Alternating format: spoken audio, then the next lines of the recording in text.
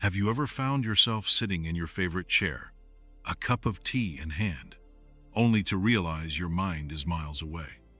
Maybe you're replaying a conversation from yesterday, worrying about tomorrow, or just feeling like the days are slipping by a little too quickly. If that sounds familiar, you're not alone. As we get older, life has a way of pulling our thoughts in a dozen directions at once. But what if I told you there's a way to slow down, savor the moment, and find a little more peace right where you are? That's the beauty of mindfulness. It's not about adding more to your day. It's about being more in the day you already have. And today we're going to explore some simple, heartfelt practices to help you do just that. Whether you're new to mindfulness or just need a gentle reminder, these tools can fit into your life as easily as a morning walk or a quiet moment with a crossword puzzle. Now, mindfulness might sound like a fancy term, but really, it's about paying attention, on purpose, to what's happening right here, right now. No judgment, no pressure, just noticing. And the best part? You don't need special equipment or a yoga mat. All you need is you. So, let's start with something we all do every single day: breathing. Take a deep breath in through your nose, let it fill your lungs, and slowly exhale through your mouth.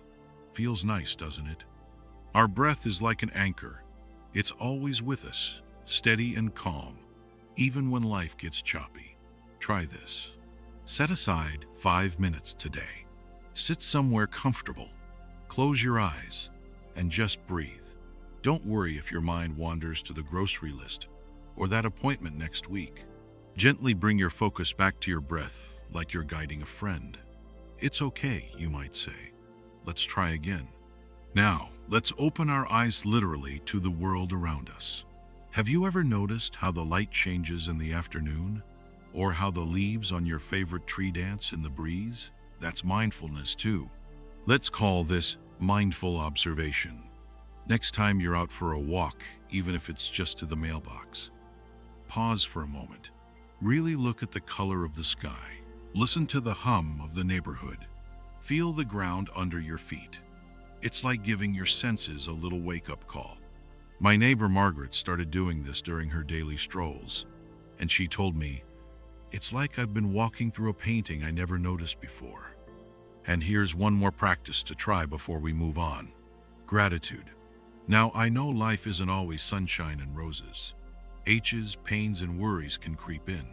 But taking a moment to name 1 or 2 things you're thankful for, even on a tough day, can shift your perspective. Keep a little notebook by your bedside. Each morning or evening, jot down something simple: the smell of fresh coffee, a phone call from your grandkid, or even that your favorite show is on tonight. It doesn't have to be grand. It just has to be real. These practices, breathing, observing, and gratitude, are like seeds. Plant them gently, water them with patience, and over time, you might be surprised by the peace they grow. And the beauty is, you can return to them anytime, anywhere. Sitting in a doctor's waiting room? Breathe. Watching the birds at your feet? Observe. Feeling a little lonely? Reach for that gratitude list. It's all about meeting yourself where you are. Mindfulness isn't about erasing life's challenges. It's about finding small pockets of calm amidst the noise. A way to remind yourself, I'm here, I'm alive, and this moment matters. So why not give it a try? Pick one of these practices today, just one, and see how it feels. And when you're ready, we'll explore even more ways to weave mindfulness into the rhythm of your days, from quiet moments at home to connecting with others in meaningful ways. Now that we've planted those seeds of mindfulness through breathing, observation, and gratitude, let's nurture them with a few more practices that can deepen that sense of calm and connection. You might be thinking, but how do I keep this up when life gets busy, or my joints ache, or the world feels too loud? I hear you. Mindfulness isn't about perfection. It's about showing up, even in small ways, and letting those moments add up. So let's start with something we all do every day, something that's so ordinary we often overlook it. Let's talk about movement. When I say movement, I don't mean running a marathon or lifting weights. I'm talking about the gentle, everyday motions that keep us going. Standing up from your chair, reaching for a book on the shelf, even washing dishes. These can all be moments of mindfulness. Try this. The next time you stand up, pause for a second. Feel the muscles in your legs working, the shift in your balance, the way your body knows exactly how to rise.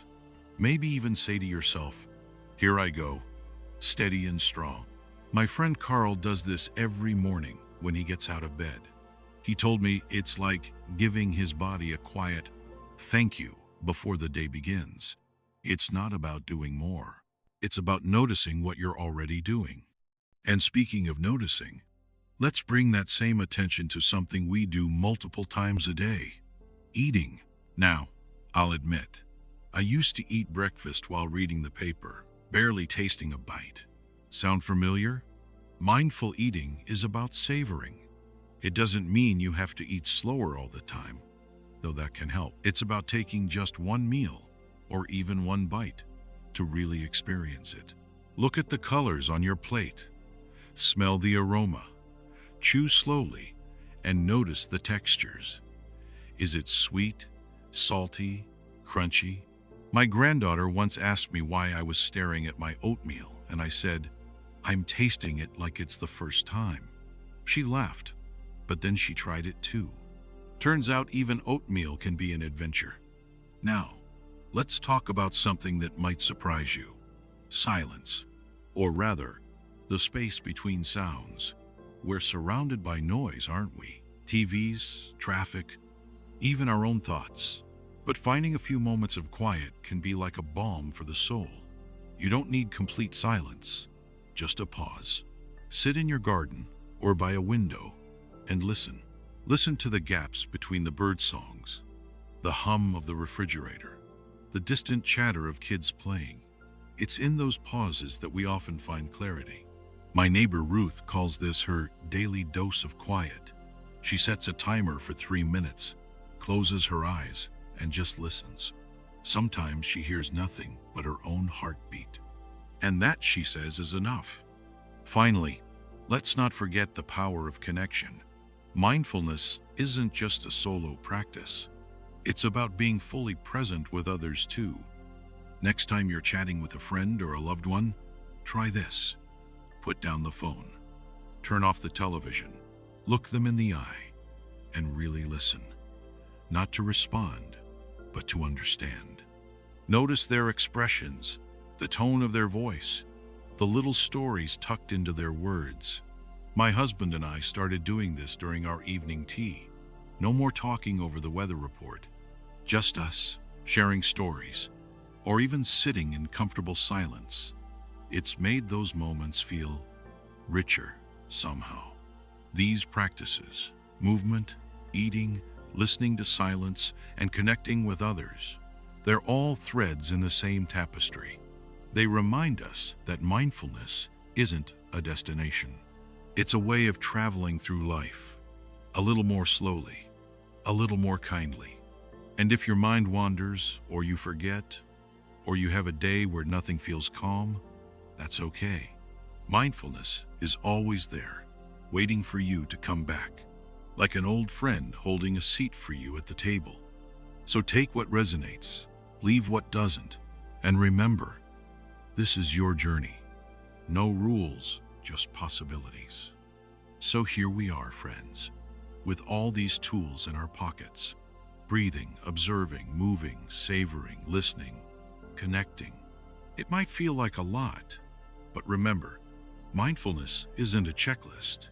It's more like tending a garden. Some days you'll water the plants. Some days you'll just sit on the bench and admire them. And that's okay. What matters is showing up, even if it's just for a moment. Let's talk about those days when mindfulness feels out of reach. Maybe your knees are stiff, or the news has you worried, or you're just plain tired. Believe me, I've been there too.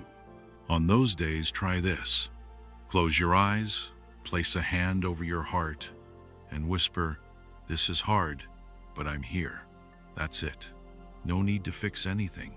Just acknowledge how you feel. It's like offering yourself the same kindness you'd give a dear friend.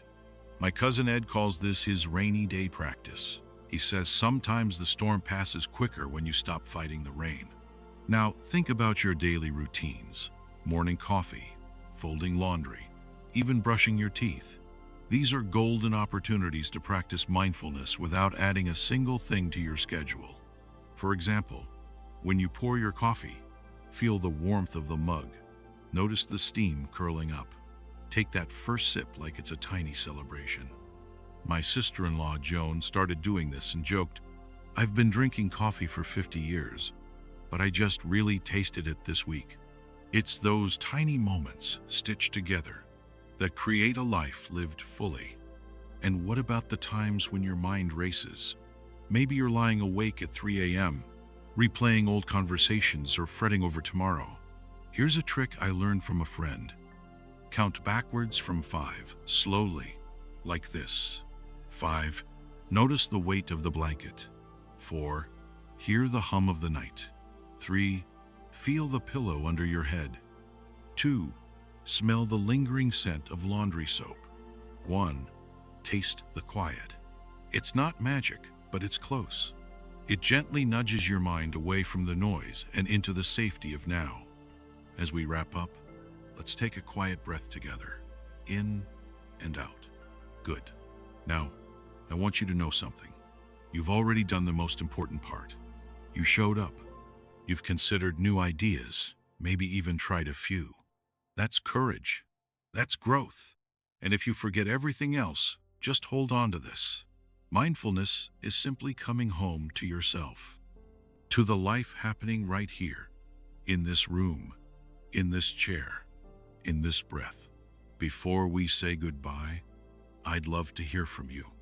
Share a story in the comments, maybe about the bird you noticed outside your window, or how your grandchild's laugh made you pause, or even the day you burned the toast but laughed anyway.